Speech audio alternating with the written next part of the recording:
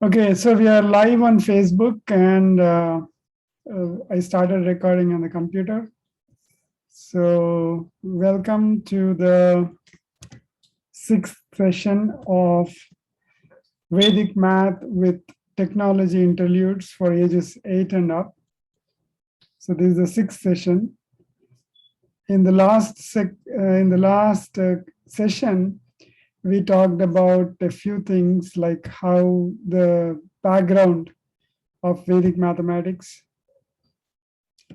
So we talked about the Swamiji, Krishna Tirthaji, and we saw what are the key elements of Vedic mathematics, some highlights, and then we saw how the value of pi was encrypted in this sloka, right? This actually is the value of pi. 3.14159265. Yeah. So it's an encoded value of the pi. So that was a mathematical mantra. So now in today's class, today's session, let us look at the sutras, the real Vedic mathematics as it originated first. Originated by Sri Krishna Swami Krishna Tirthaji. But aren't those just half of them? 8? Huh? Aren't those 8? Yeah, that's right. It continues in the next slide. So according to the Vedic mathematics that Krishna Tirthaji proposed, there were 16 sutras. So what are sutras? Sutras are basically formulas. Or formulae. Yeah, formulas. It depends on how you pronounce it. But so these formulas are really not formulas, but patterns which can be repeatedly applied. So if you see how your mind works, how our brain works, it is all about patterns, right? Can you sing a song backwards? No. Why? Because it makes much sense. Yeah, we got used to the normal one. Yeah, you said used to, right? So what is that used to? Because all songs are like that. They're all in one pattern of rhythm. Yeah.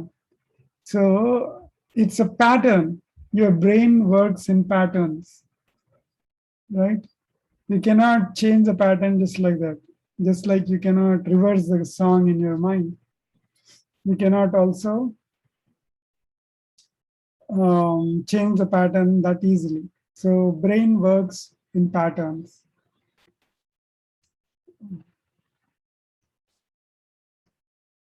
I have to see what is Zoom and Microsoft PowerPoint. I can't help that. I don't know why Zoom is taking a lot of processing power. Okay, anyway. You didn't hear that one? Oh yeah, that's right. So the sutras are really patterns because mind works in patterns and a lot of things happen in patterns, right? So the Swamiji, Krishna Tirthaji, came up with 16 patterns which are supposed to have been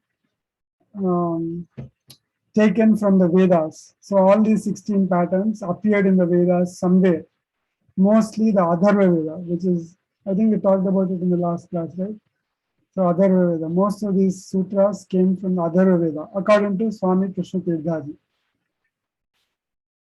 So the sutras are, we already covered one sutra, which is the first one, Ekadikena Purvena. One more than the previous. Yeah, one more than the previous one. So we saw how it simplifies the calculations, right? So that was the first sutra. The second sutra. We learned the second one too. Oh, you learned the second sutra? No. Nikhilaṃ navataścaramaṃ daśataḥ. We learned that in another class. Yeah.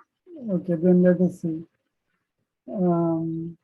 So what that means is that all from 9 and the last from 10.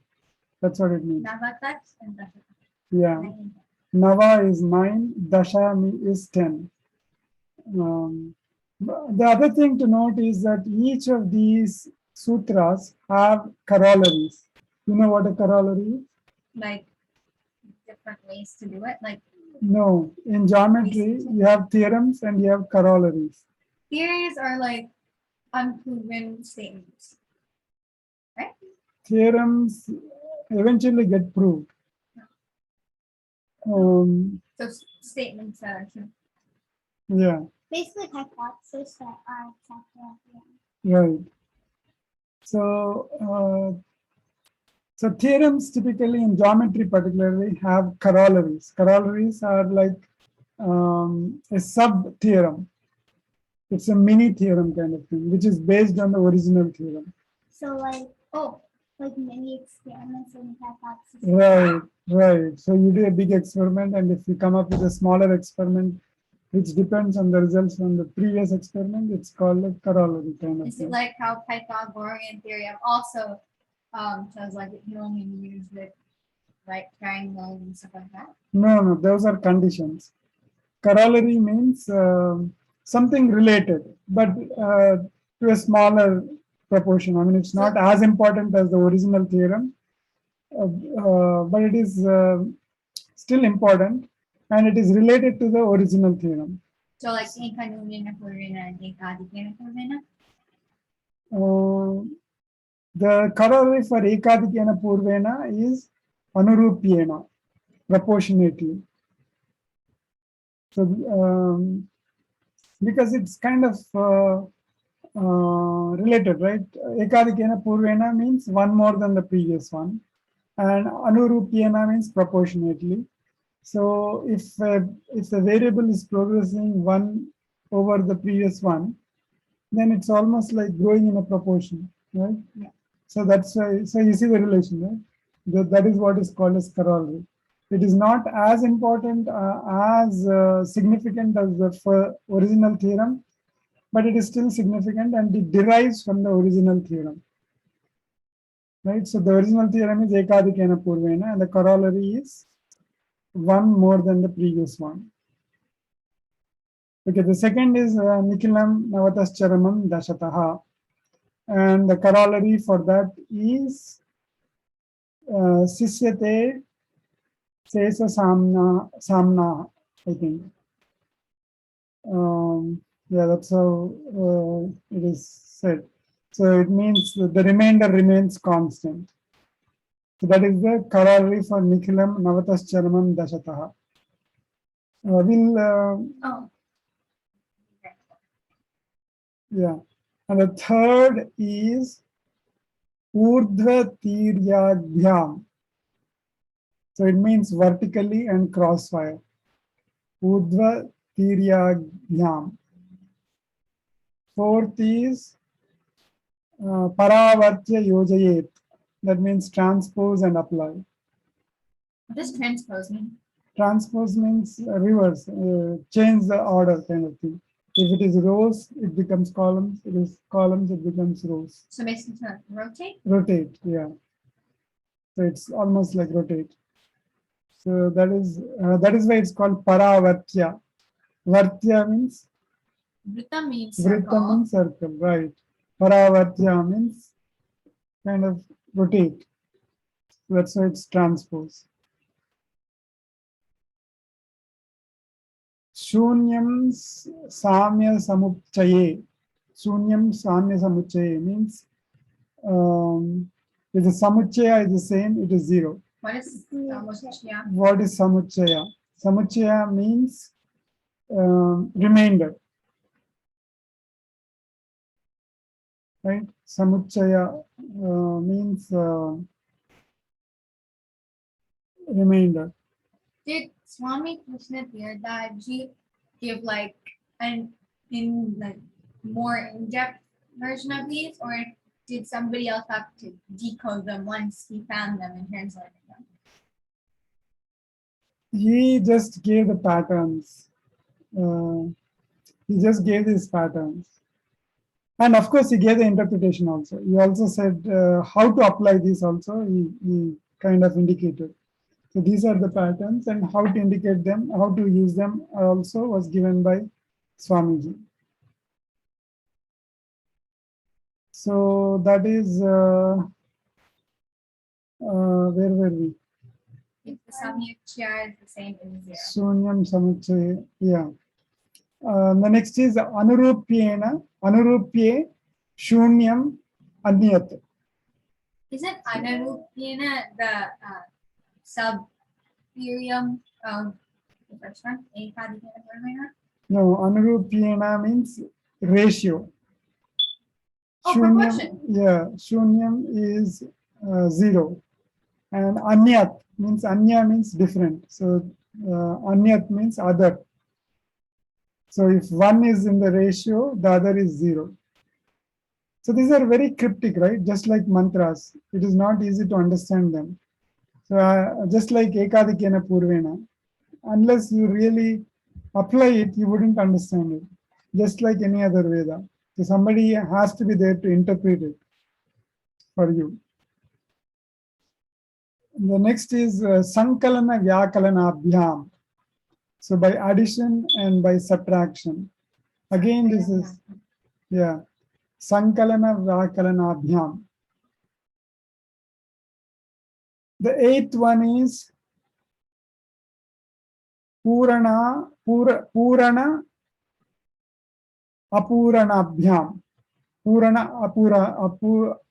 Apuranabhyam. That means purana means completion. So apuranabhyam means non-completion. A is acting as a negation. So A can act as negation, right? So purana, apurana, bhyam means both. It's a vibhakti pratyaya. That means it's like a, what do you call vibhakti pratyaya in English? An opposite? No, it's what do you call that?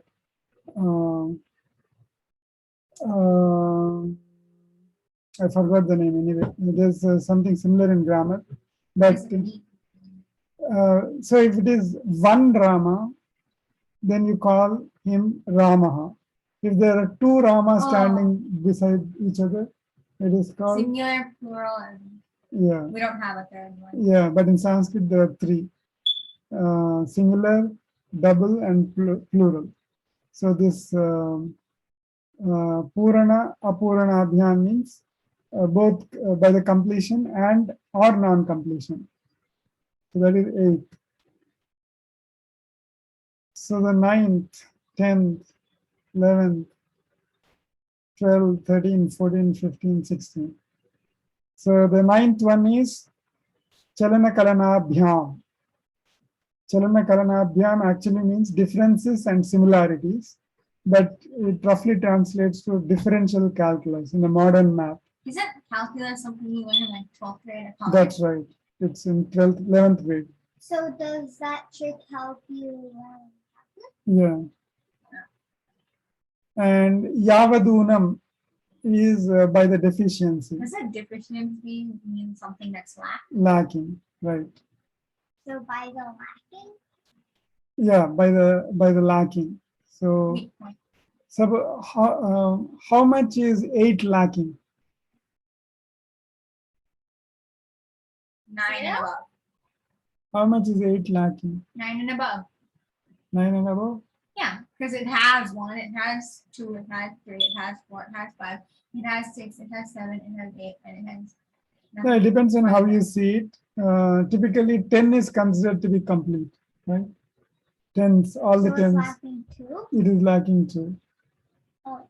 But what about like 50 or something? 50 is lacking by 50. 100. Oh. Closest is 100.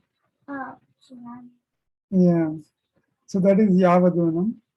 Then the next is Vyashti Samashti. Vyashti Samashti. That means specific and general. Vyashti Samashti. Then the next is Sheshankena Charamena. Wait, specific what? So that is what is the thing, right? It's all very cryptic. It is, somebody has to interpret that for you. So we are going to interpret, just like we interpreted Ekadikena Purvena, we are going to interpret the remaining 15 also. So the next is Sheshankena Charamena. Sheshanka means, Shesha means, we covered it before also, right? Shesha. Shesha came before also, in the previous slide also. If I go to the previous slide, the animation will repeat. I will not do that. But Shesha is remainder. Anka means Ankelu. In Telugu, they say Ankelu. Anka means numbers. Ank means numbers. Sankhya numbers? Yeah, Sankhya, you remember, right? It means analysis. Sankhya Yoga. So from that, Anka. Yeah. So Sheshankena means the remaining digit or the last digit. You can think of it as last digit. Charamena. Oh, no. Sheshankena means the remainder. Shesha is remainder.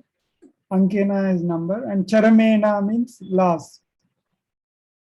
So the remainders The remainders by the last digit. What does by mean? Like multiplication? Yeah, that is what we need to interpret. So it's very cryptic, right? All of them are very cryptic. The next one is Sopantya Dvayam Tyaha. Sopantya Dvayamantyam. Sopantya Dvayamantyam. That means the ultimate and twice the penultimate. So Dvaya is twice, Antyam is ultimate. Sopantya means the penultimate. What do they mean by ultimate? There is no ultimate in that. It's all infinity. That is what we have to interpret. Everything has to be interpreted. Does penultimate mean One the before. opposite? No, penultimate is one before the ultimate. Eka nyunena purvena. Is that what we are referring to? Eka nyunena purvena. It sounds By one less than one before. So ekadikena purvena was one more than the previous one. And this is one less than the one before. Yeah. Eka nyunena purvena. So does nyunena mean less? Or none? Eka nyunena purvena. Yeah. Then the next one is Gunita Samuchayaha. So it means the product of the sum. The last one is. So the answer to a multiplication equation is of the answer to an addition. Oh! Yeah, the product of the sum. So you're given a sum of numbers, a few numbers, and the product of that sum. There are multiple sums. Oh, so if it's like 2 plus 2 plus 2 plus 2, now the product, that would be. No, you cannot interpret that easily. The interpretation is quite involved. So that is the thing with Vedas and spirituality. You cannot easily get to the answer. You have to spend a lot of time. I think Samuchaya means sum. So in the previous slide also there's a Samuchaya, right? I thought it was remainder, but I think it means the sum. Gunaka Samuchaya means all the multipliers. Gunaka is multiplication. Samuchaya means a congregation of everything or something like that. So Gunaka all the Samuchaya. factors. Yeah, all the multipliers, not the factors. The things that you multiply together to get the final result. No, multiplier is different from factoring, right? There is what is called as greatest common factor, or GCD, GCF or GCD, and then LCM, least common multiplier. We just had a test about that. Yeah. So if it is factors, it will be greater. If it is multiplier, it will be least. Really? Isn't multiple more? Yeah, why is that? Tell me, can you tell me? Because a multiple is basically adding or multiplying it by more. Right. Factoring is dividing it. Splitting it up. But don't they, when they're doing factoring, don't they go by smallest? That's right. So why do you compute greatest common divisor or greatest common factor instead of least common factor? And similarly, why do you compute least common multiplier and not greatest common multiplier? It's impossible to have a greatest common multiple because right. infinity numbers will Right. keep on going. The greatest common multiplier of any number is infinity. Oh yeah. So that is why they look at the least common multiplier, and that is where that has the most usage. Then why about what about greatest common factor? So greatest common factor is the same thing. There's no. Yeah, least common is 1 for every number. Oh. So if somebody asks you least common factor of any number, it is 1. Why do you have to even compute it? Right? So that's so there's a difference between multipliers and factors. So why Vedic mathematics? Why isn't there any like subtraction one? There is subtraction, right? Addition and subtraction. Oh Yeah. No, one before. I mean Yeah, no, right. like in GCF and F. And I mean, yeah, GCF and F. What is divisor? What is division? When you divide numbers. But how is it related to subtraction or addition? It's basically Subtraction many times. Is Right. Division is just subtracting many times. Multiplication is addition, yeah, adding many times. So that's the reason why if you work with multiplication and division, then it's as good as addition and subtraction. The other thing is you use Vedic math to simplify your calculations, and additions and subtractions are already simplified. Yeah, no, that's why you learn them so early. Right. So why Vedic math? First thing is it is fun. It is a lot of fun. I think you already saw that. A different way to think and get surprised. And the second is it is easy. There's no need for laborious methods. It will simplify. Laborious means Using lengthy. Yeah, using labor. Lot of effort. So there's no need for a lot of effort, as we will see today. And it is simple to understand and practice, right? Like ekadikvena purvena, you could do a lot of tough calculations in simple ways. And it is spiritual. See, the formulae can be remembered in the form of slokas in praise of God. So these are all supposed to have come from the Vedas, so which pertain to spirituality. So maybe there is a spiritual meaning behind these numbers. Like remember for these patterns, we interpreted the spiritual significance of the Anuvaka, right? Rudram, from the 11th Anuvaka from Rudram. Ekachame, Tisachame, Panchachame. And they all came from the Vedas. Yeah, they all came from the Vedas. So these probably also may have some significance when we relate it to the Vedas, to God. And these are really powerful. You can do some really complicated calculations like we are going to see today using these sutras or using these formulae or patterns. Potential. Vedas are still unexplored, right? So there's a lot of potential to actually explore this in this direction, the math in the Vedas. Maybe that could lead to newer knowledge. So Vedic math is just a stepping stone for that unexplored knowledge, right? So that's why you should study Vedic mathematics. There are many reasons.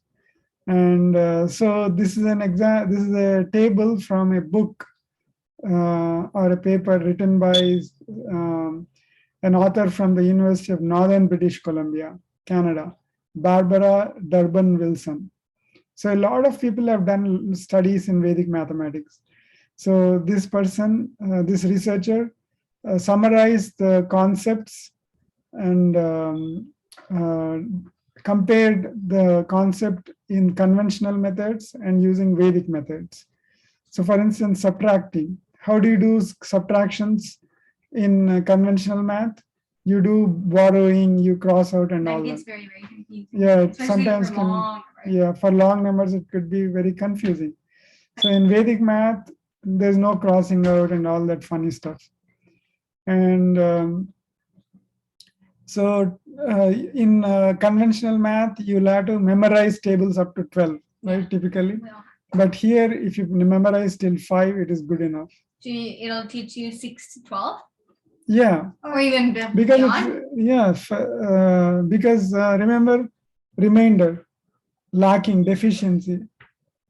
If it is 8, what is the counterpart of 8?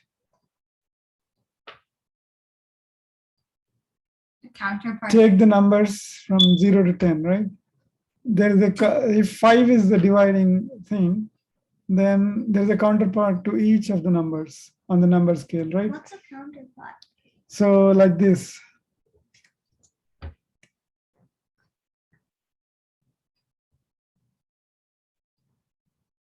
Oh, I can't do this. I can't show this. Okay. Maybe if you move your mouse to that side.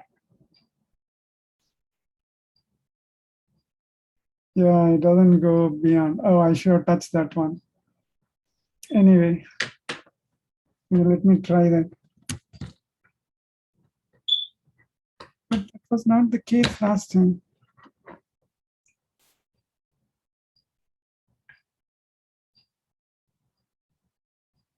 Why is it not going?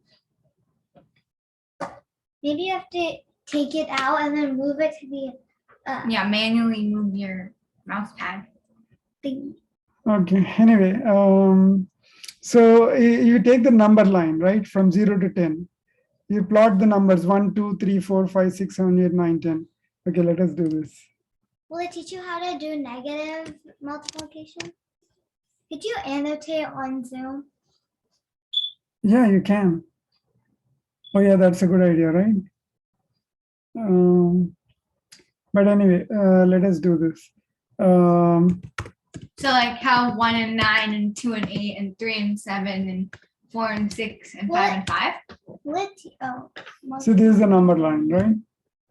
yeah.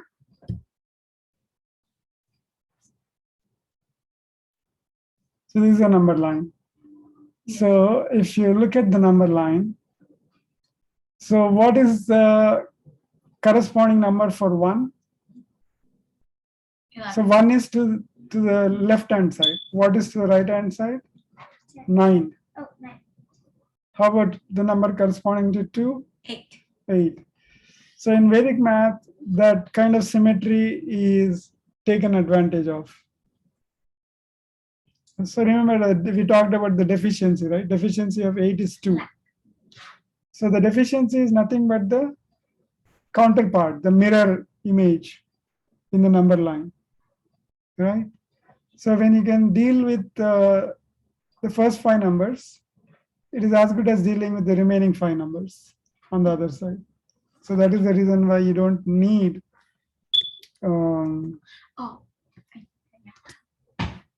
the multiplication table past 5 times 5. For symmetry, couldn't you use the clock too?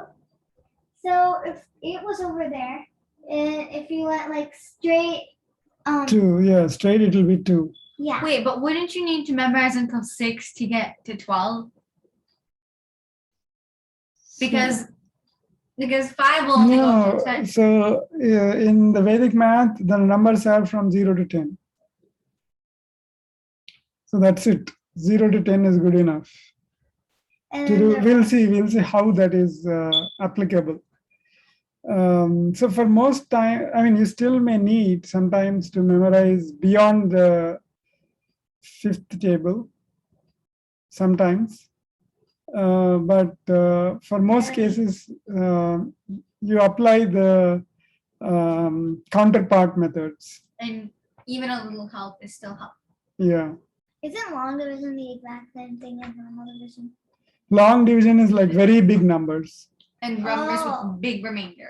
Yeah. So the conventional method is very complicated. You carry over and you do all sorts of things. But in Vedic math, just one line answers. You can just quickly come up with an answer. We'll see that also. We'll see examples. Adding and subtracting fractions.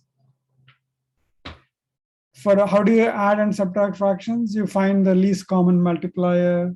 Then you do all that, finding a common denominator and all that. So in Vedic math, you don't have to do that. And same thing goes for other things also. So basically the idea is Vedic math simplifies the math doing in intelligent ways. Wait, when you add and when you find the least common denominator of some a fraction, aren't you comparing the fractions? Yeah. Then how are you adding and subtracting them? So what do you mean? Like in the method that we learned, when we were comparing fractions, like the teacher would give a list of numbers, Right. fractions, and we'd have to compare them. Oh, never mind. Sorry, I mixed it up. Yeah. So basically, Vedic math is a different way of thought process.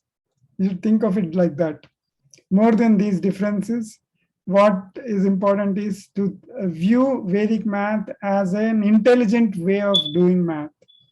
This is the routine way of doing math. There's not a whole lot of intelligence with this kind of math. You're just given a procedure, you just follow it mechanically. But in Vedic math, there is some intelligence involved. It's a lot more intelligent way of doing things. That is why it simplifies math a lot. So let us look at some examples, right? So this first sutra we already covered. So let us cover the second sutra. And what is the second sutra? Nikhilaṃ navataścaramaṃ daśataḥ. So all from 9 and the last from 10. This is a subtraction one, right? So this is a subtraction one. So this is primarily used for finding complements. So what is a complement? It's like The mirror image. It's just like the mirror image. So just like the complement of 8 will be 2. The complement of 7 will be 3. right. Is it like how I remember we were talking about complementary angles when we learned about Yeah, exactly. That's when right. there are two shapes, the Right. angles that match Add each up. other. They Add add up up to together. 90 degrees or 180 degrees. They're called complementary. So same thing here. Complementary and supplementary. Yeah. So the complement of this number, how do you find this? The complement of this number? By reversing everything. Yeah. Basically, what is the definition of complement? How Adding far it is from the power of 10. What is the power of 10? 10, 100, 1,000. That's right. 10,000. Right. 100,000. So the complement is given by the difference between the number and the power of 10 closest to it, right? Or greater than and closest to it. So in this case, how do you find that? So apply nikhilaṃ navataścaramaṃ daśataḥ. What does it mean? The last one must be subtracted by 10 and all others from 9. So the last one subtract from 10. So 10 minus 3 is 7. The remaining numbers must be subtracted from 9. So 9 minus 9 is 0. 9 minus 5 is 4. 9 minus 2 is 7. Wait, 9 minus 5 is 4? Yeah. Oh, right. Yeah, 9 minus 5 is 4. So you subtract all these numbers from 9, you get the number. And that is the 10th complement. Wait, what about a number that's bigger than 9? Oh, that's 10. Oops. Yeah. And you can verify also. You just sum them up, you will get the power of 10, which is greater than and closer to the original number. Closest to the original number. But this is okay. This is not too interesting, right? I mean, this anyway you are going to do. It's simple. It is, yeah. This anyway you are going to do. That's the definition of complement, and it follows from this. But the application of this sutra is to the numbers close to powers of 10. So when you multiply numbers closer to the powers of 10, there is an easy way of doing it. For instance, take these two numbers, 99 and 97. What happened? We learned how to do this too. Okay. So 99 and 97 are numbers closer to 100, right? It's a power of 10. So how are you going to calculate this? Can you tell me? So you subtract both of them from your base of 10. So 99 would become 1, and 199 would become 1, and 97 would become 100 minus 97 would equal 3. And then you multiply it 1 time. No, never mind. So the first step is you have to determine the number of digits in this. How do you determine the number of digits? By counting the number of digits in the number. Right? No, the number of digits in the product. When you multiply, Oh. how many digits will that product have? As many as the 2. How do you find it? Well, since there are 2 digits in the first number and 2 digits in the second number, won't there be 4 digits in total? Is that always true? Like how about 11 times 11? How many numbers are there? How many digits? Oh, that'll be 3 digits. Yeah, so how can you say that? Can you tell me? Oh! Never mind. I was going to say times, but that doesn't work either. Just think. Yeah, see that Vedic math is all about intelligence, right? You have to think very quickly. So just think. How do you find this?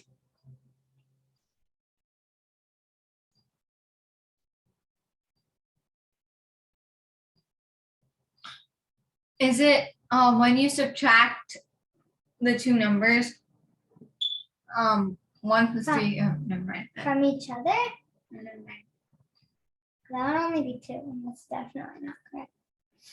Okay, so I'll give you some examples, right?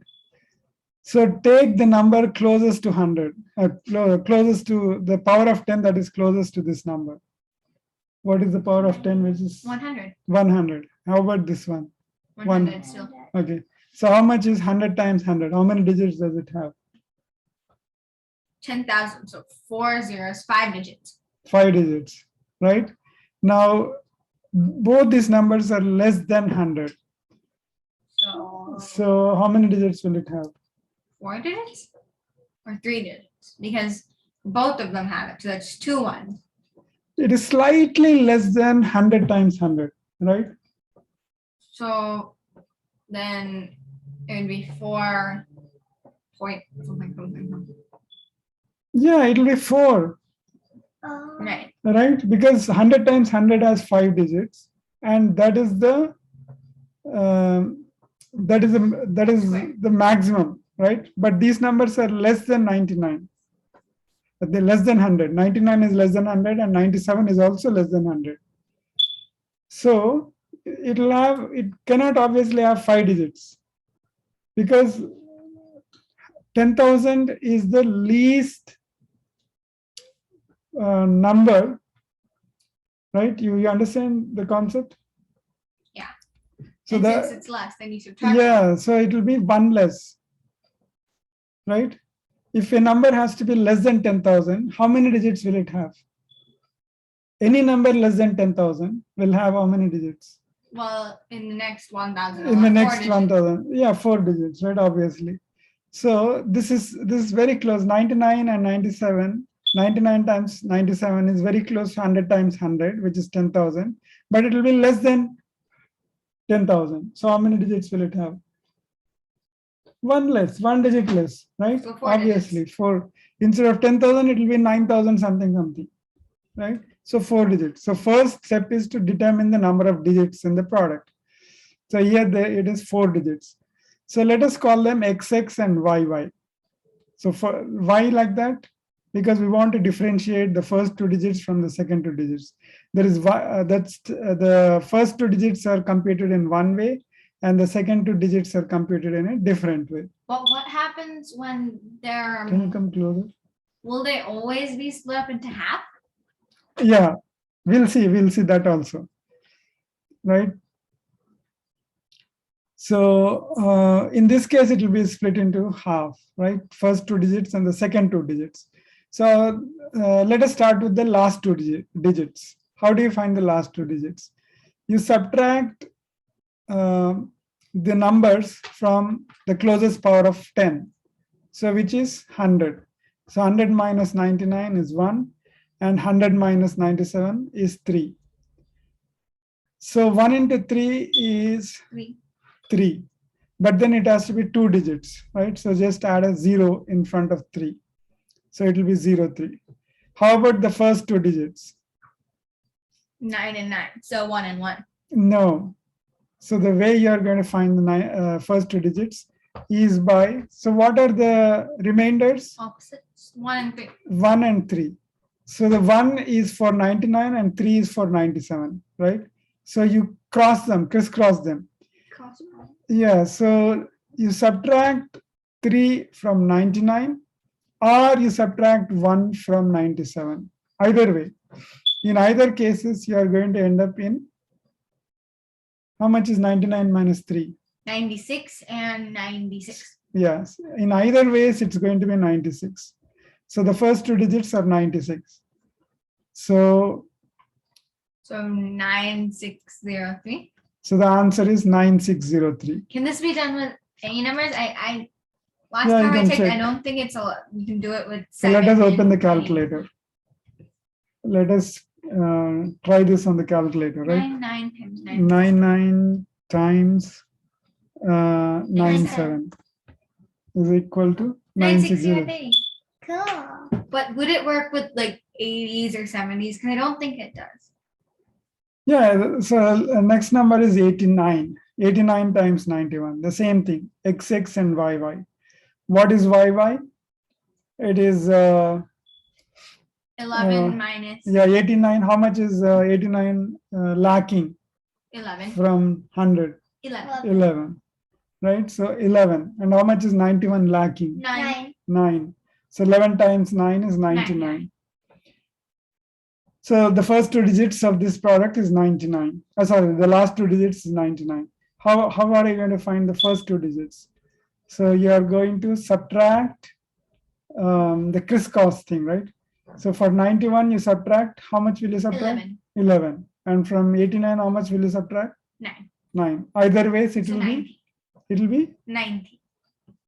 89 minus Oh, 9. 80. Sorry. Yeah, 80. So it will be 80, 99. The first two digits are 80 and the last two digits are 99. But what happens if you're multiplying like 1989 times 86 or 87? That wouldn't work, would it? That will work as well. Because then you would have more than 2 digits for the first number. No, you will. Because 11 times 11 is 121. How would you do that? Yeah. So let us take it, right? So what exactly was the question? I am trying to see how to get this thing to work. It used to work for me before. Oh yeah, right. Now it is working. Okay. So what calculation did you want to do? 87 times 86 or something. 86. So write it as XX YY. Because it's still 100 base. Yeah. So what is YY? That would be 13 because 87 plus 13 is 100, and 14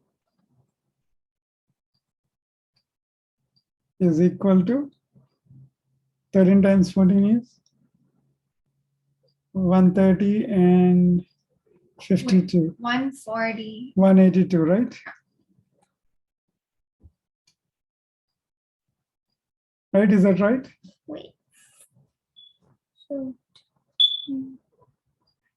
4 40. Oh, one. Wait, no, 42 plus 140. Oh yeah, 182. So 140 plus, yeah, 182, yeah. right? So that is 182. That is YY. And what is XX? 87 minus 14 and 86 minus 13, so 73. 73. So But there's a 1 carry over here, right? Yeah, what do we do with that? We carry it over to this. So 1 will go to this. So 73 plus 1 is 74. 74. And the last two digits are 82. But So- isn't it 100? Isn't the 1 count as 100? No, you have to combine. See, you have to combine. So the first two digits are 73, and the no, last so- two digits are 182. You have to somehow combine this whole thing into just 4 digits. How will you do that? So you just combine this with this. So you could do it with any numbers then. Yeah. Even Yeah. So the answer is 7482. Let us look at the calculator.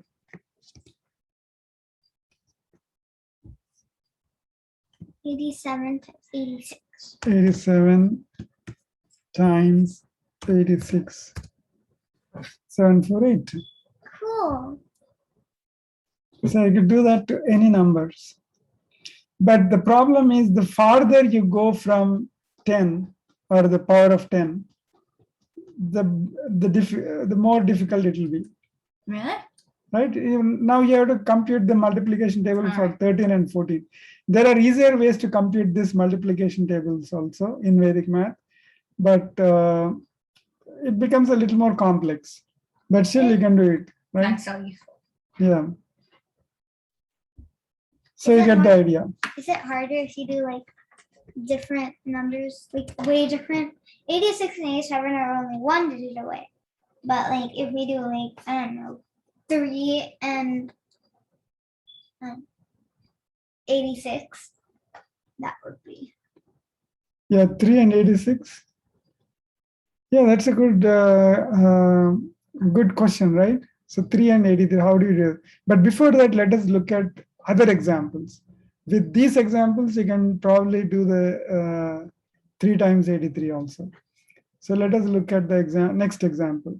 So the 99, 97 we already saw. 89, 91. Did we see 89, 91? I think we already saw, right? Yeah. And 87, 90 is kind of like what we did Yeah, before, just now. 87. Yeah, because we are going to carry the 1 over. So that's the only difference. So it will be 7830. You can do this for 3 digits also. So 3 digits, again, how many digits will be there in the product? 1,000 times 1,000, which is 1 million, or 7 zeros. Wait, 1,000, oh, sorry, 100,000, which is 6 digits. Yeah, 6 digits. Are you sure? 1,000 times 1,000, We'll have how many zeros? So 1. 6. 6 zeros, right? So 1 million, So it's a million. So that means how many digits? 7 digits. So this product will have how many digits? 6, because they're kind of tiny. 1 less than that, right? A number less than a million will have 5 digits. I mean, 6 digits, right? Do the 16 sutras have like a fancy name? No, there's no fancy name. There are 16 sutras. So let us call them XXX and YYY. So first compute the last 3 digits. How do you compute? 3 times 7. 21. 3 times 7 is Add a 0 zero. to 1. Yeah, add a 0.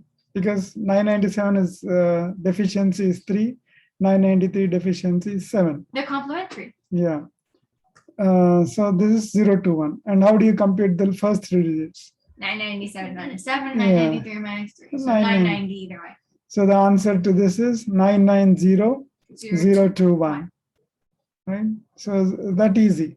If you had to do the same thing in the conventional way, That took you hours. it will take you like at least 5 minutes. But here we could do everything mentally right. Really easily. and intelligently. Your brain grows every time you do this kind of math.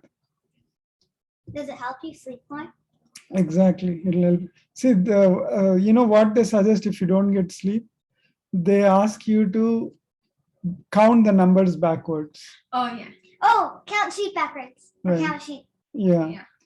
So any intellectual activity will grow your brain and help you sleep better. Can you do something else that includes a lot? It's basically the same thing as math, but isn't math? Yeah. Can you do anything like studies? Like Yeah, sometimes studies also helps, but creative thinking is what helps the mind better. And this is all creative thinking. This is analytical thinking, creative thinking. This is what helps better.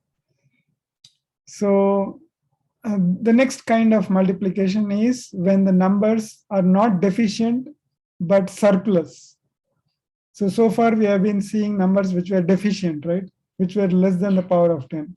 So now let us look at the numbers which are surplus, which have a surplus.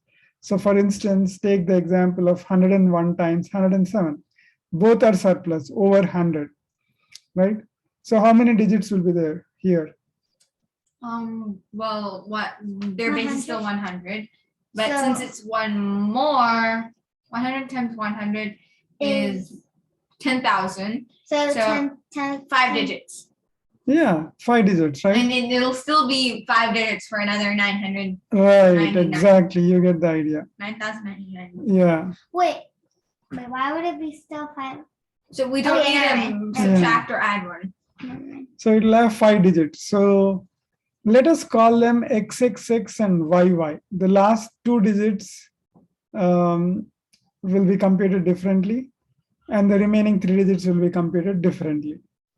Why like that?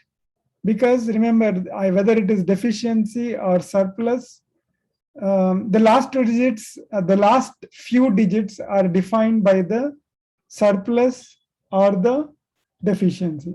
We are multiplying, right? So it is either deficiency or surplus. And the surplus or deficiency is less than 10 typically. It's a smaller number. That is the whole idea. So that is the reason why we'll allot only 2 digits for the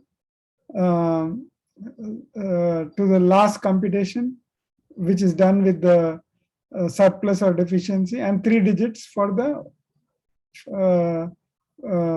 first computation, right? So how do you compute the last 2 digits? Take again the surpluses, 7 and 1. So 1 times 7 is 7. So those are the last 2 digits, 0 and 7, right? And how do you compute the first 3 digits? Just like before, only difference is instead of deficiency, it is surplus. So instead of minus, it's going to be plus. So 101 plus 7 or 107 plus 1, which will be 108. So what is the product of 101 times 107? 10807. Yeah, 10807. Similarly, 109 times 112. Again, you will have 5 digits. That'll be harder to do, won't it? Because 112 is a lot farther. Yeah. 100. Yeah, that's why we multiply 9 times 12, which is 108. There'll be a carry forward again this time. So we add that to the second one. Right. So we have to add 12 to 109 or 9 to 112. You get 121. And you add the carry forward, which is 1. So you'll get 122 followed by 08. So you can apply the formula to either deficient numbers or surplus numbers. I have a question, not about the actual formula, but more about the theory. When we were doing the one that was less, we subtracted it from 0. But now we're multiplying the numbers that are bigger than 0. No, there also we multiplied, right? 11 times 9. Oh. There also we multiplied, and here So also. we subtracted first. The only difference, I mean, the way we compute YY is still the same, whether it is deficiency or surplus. It's always multiplication, right? The only difference is with XX, the first few digits. For that, if it is deficient, you will subtract. If it is surplus, you add. So in this case, you are adding. And slightly longer number. But how would you do this one? Yeah, so how would you do this longer one, right? So how many digits would be there? So 1 followed by how many zeros is closer to this? 1 followed by 1, 2, 4 3, zeros. 4 zeros. So for 8, so 8 zeros, so 9 digits. 100 million, right? So 9 digits, right? Yeah. And so which one will be? But how do we know when to separate it from X and Y? Huh? How do we know where to separate it from X and Y? So I told you, right? Basically, the idea is to divide it into half, right? But what if there are odd number of digits? Then So you favor the first few digits. So you have 1 more in the first few digits than in the trailing digits, right? So in this case, so there should be 8 digits or 9 digits. I think I missed one digit here. 1, 2, 3, 4, 1, 2, 3, 4, 8. Oh, sorry, Yeah. 9. Sorry. Yeah, I think I missed one X here. I should have written another X here. I'll correct it. So there are 5 Ys, 4 Ys and 5 X's. How do you compute the 4 Ys? You So multiply 9 the surplus. times 12, 9 which is times, 108. but there is a 0 because it has 4 digits. So 0108. And the X's, how do you compute? And Just add the surplus. 10,009 plus 12 or 10,012 Plus 9. Either ways, it is 10,021. So the answer would be 10,021, 0108. Now, how about if one is surplus and other is deficient?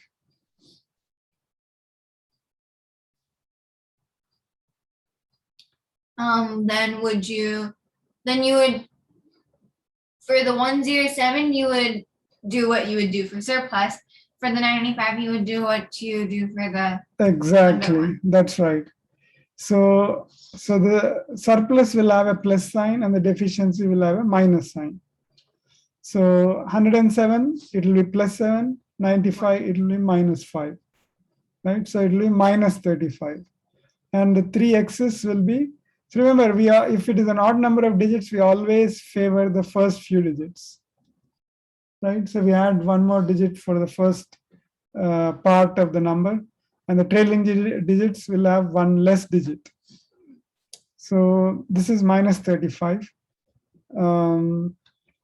The first 3 digits are given by 107 minus 5 or 95 plus 7. See, plus 7 minus 5. So when you crisscross, 102. Yeah, either way it will be 102. So we are combining 102 with a minus 35. So what should you do? You should add 2 zeros to 102 and subtract 35 from that. Would you add 2 zeros regardless of it, whether 35 is a 2-digit number or a 3-digit number? No. See, it is a deficiency again. So based on how many numbers 35 is, you add those many zeros to the end of 102? No, it depends on YY. How many digits are in YY? Suppose it is 2 digits, you add 2 zeros. If it is 3 digits, you add 3 digits, 3 zeros. Right? The idea is to make it a complete number. So remember, we are, if you have seen the sutras, you would have observed something. A lot of sutras like this, Purana, Apurana, Abhyam. So a lot of, and then Sesha, Purna, Purana. So all this, most of these, and similarly, navataścaramaṃ, daśataḥ. Remainders. Yeah, remainders. So if you observe the sutras, most of them have to deal with completion. So that is the reason why completion is very important in our spirituality. So in Vedic math also, all these sutras are based on complete items and deficiency or surplus from the complete item. What is considered complete? It's a power of 10 that is considered complete, right? So, so all these sutras somehow relate to the power of 10 or the deficiency from it, right? You can interpret it that way. So we were in this.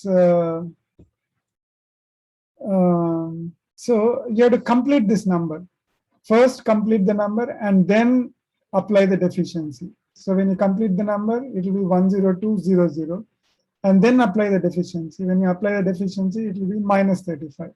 So it will be 10165. 200 minus 35 is 165. Right? Okay, even longer numbers, the same thing applies. So for instance, here you have how many 100,000 or even 1,000,001, right? This is 1,000,001. Yeah. Yeah, 1,000,001 times 999,993. What happens if they're not in, like, they don't have the same base? Can you still do them? That is something, no, I don't think we can do that because it will be completely off. So, but this is a pattern, right? Whenever you see this kind of number, you can do it quickly. So here again, you have how many digits? 7 plus 6. 6, so 12 into 1, so 13 digits, right? It will have 13 digits. 6 zeros, right? 1 million has 6 zeros. So 1 million times 1 million will have 12 zeros, right? 6 and 6, 12 zeros. And then the one leading, so it will be 13 digits. So again, there will be 6, yeah, 6 trailing digits and 7 leading digits. So for the 6 trailing digits, how are you going to compute? So the surplus is 1 and the deficiency is -7. So the product of -7 and 1 is -7. So y is -7. And how do you compute x? You So add 1 to this one or subtract 7 from this one, right? so 9,900. You get this one. I'm sorry. 999,994. Yeah. So when you subtract 7 from this followed by all zeros, you get 9993 followed by 999993. Right? You just subtract 7 from this number followed by all zeros. See this complicated number, millions, we could compute in no time, hardly less than 1 minute. If you do it the same conventional way, you would need at least 10 minutes, right? Or maybe 5 minutes. Okay, this is a corollary. We will not go into the corollary now. So, yeah, that is pretty much it. So that is the power of Vedic math. That's awesome. Yeah, you can do these complicated multiplications in no time using this sutra. When did Sri Krishna Tirthaji live? It was there in the slide, right? 1960 died, I think. 1884 to 1960. So were Vedic maths there before 19? No, he invented. I mean, these are all from Vedas, so they were already there in the Vedas. But the Swamiji discovered them. He did not invent them. He just discovered them. So that is the power of Vedic math, right? So you could try other numbers like 1003 times 1001. So can you tell mentally how much is 1003 times 1001? Well, first we'd add the inverses, or I'm sorry, multiply the inverses. Inverses? Or not inverses, complementaries. Complementaries? I forgot that. Surplus. Sorry. Surplus means something that is exceeding. So 3 and 1. Yeah. So 3 times 1 is 3, but since there's 1,000 times 1,000, so that's 8 digits plus 9. So 9 digits, right? 9 digits. So 9 digits, are you sure? 1,000 times 1,000. How many zeros? Oh, sorry, 7 digits. 7 digits. Yeah. 7 digits. And since they're already surplusing, we don't need to subtract or add anything. So there needs to be 7 digits. So we'd have 4 leading digits and 3 trailing digits. And then so you take the 3 and the 1, so that would equal 3. But you need to make it 0, 0, 0, 0, 3 because you need them for the 3 trailing digits. And then you take 99 minus, oh sorry, okay, wrong equation.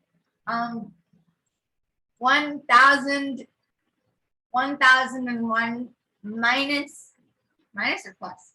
Surplus. Oh, plus 3. and or 1003 plus 1, Right. which will either way equal 1004. So the answer would be 1004,003. Right.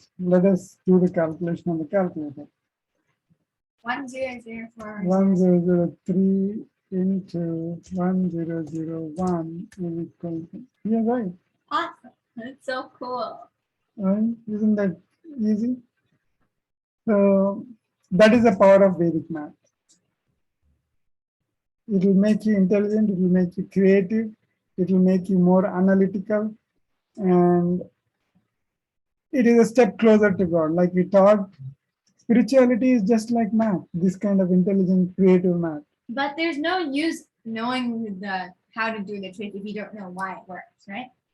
Yeah, that is why in my previous session, many years back, I asked the students to actually come up with an algebraic justification for these. Like a check? Yeah, using algebra, using X and Y and all those variables, I asked them to prove why this is true. You can prove it very easily. But that is not needed. For just application of the sutras, that is not really needed. You just believe and then do it. So everything in spirituality can be proved. It may not always be possible for human beings to prove it, but it is always provable. Right? It is backed by scientific reasoning.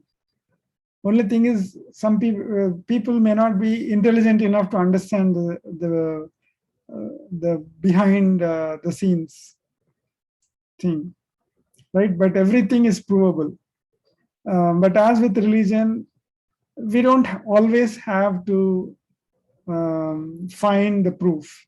We just believe that this is a sutra, it can be applied like this, and then we benefit.